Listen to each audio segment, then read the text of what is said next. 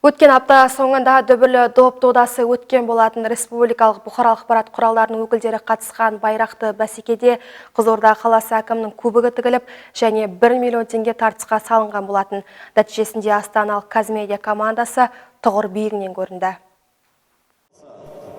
Ал енді рет-ретімен. Байрақты бәсекеде барлығы 8 команда өнер көрсетті. Олар Астана қаласы, Атырау, Түркістан облыстары мен Қызылорда, Шымкент қалаларынан өңір намысын қорғауға қадам басты. Алғашқы ойындар легі басталған сәттен-ақ командалардың жеңіске деген ұмтылысы байқалды. Екі топқа бөлінген турнир нәтижесінде плей-офф кезеңіне 4 команда жолдама алды.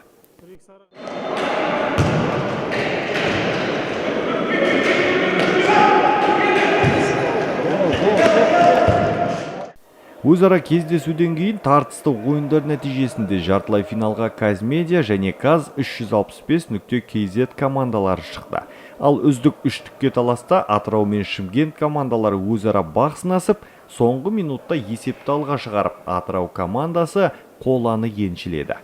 Ал көптен күткен финал қос бірдей астаналық команда кездесіп, Қазмедиа командасы Қызылорда қаласы әкімінің кубогы үшін өткен республикалық турнирінің чемпионы атанды және 1 миллион теңге қаржылай сыйақыға ие болды. Екінші орынды жеңіп алған Каз365 командасына 700 мың, ал қола жүлдегер атанған Атырау командасына 350 мың теңге табысталды.